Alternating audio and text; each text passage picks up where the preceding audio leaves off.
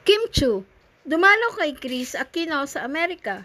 Chris at Vice Governor Mark Leviste, nagkabalikan.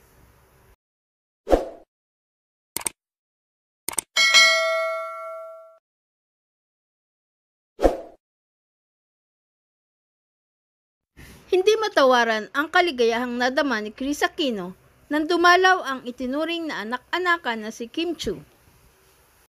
Ito ay ibinahagi ni Chris sa kanyang social media account. Sobrang na-miss ni Chris si Kim at aniya ay 50% ang nabawas na sakit na nadarama niya nang makita niya ito. Ate!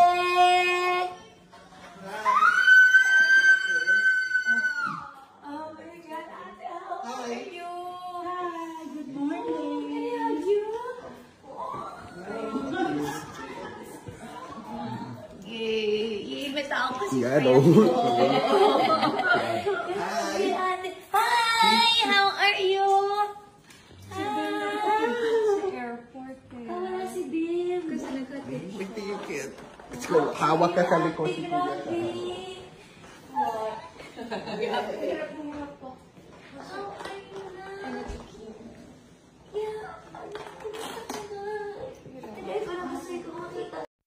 All I can say is I love you. I super appreciate your effort to visit.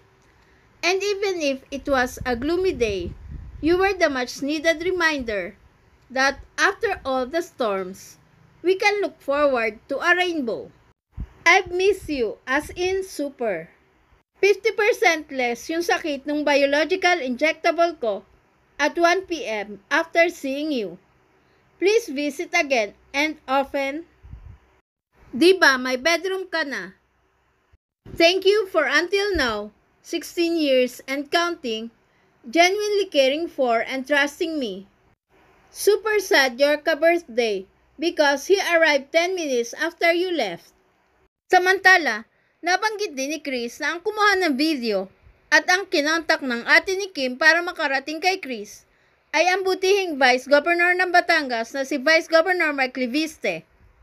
Ayon kay Chris, natuto na silang dalawa sa kanilang mga pagkakamali at hiniling niya sana ay magtuloy-tuloy na ang maganda nilang samahan. Nagpasalamat din si Chris sa kanyang bunso na si Bimbi na nagpaunawa sa kanila ng mga bagay na kailangan nilang ayusin sa kanilang relasyon. Videographer and the person Kimi's ate contacted to coordinate was Vice Governor at Mark Leviste. We both learned from our mistakes. With God's help, sana tuloy-tuloy na yung harmonious and supportive relationship namin. Thank you, Bim, for helping us realize all the things we needed to repair in order to strengthen our commitment. Sa huli, nagpasalamat si Chris sa mga patuloy na nagdarasal para sa kanyang tuluyang paggaling. Thank you to all of you who are praying for me. Slowly, gumaganda my numbers. That's because of the power of our collective prayers. God's rewarding our #faith. Roughly 15 more months of treatment, but I'm alive and hopeful. Tuloy ang laban, bawal sumuko. #grateful. Sa comment section ng post na ito ni Chris, nagpasalamat din si Kim kay Vice Governor Mark at ipinahayag na sobrang saya niya na nadalaw niya si Chris. I love you so much, ate. So much. Ngayon, alam ko na saan ako mag-message. Thank you so much to Sir at Mark Leviste for reaching out. Super happy ako. Happy ako to talk and see you, ate, after so many years. Love you, ate, at Chris Aquino.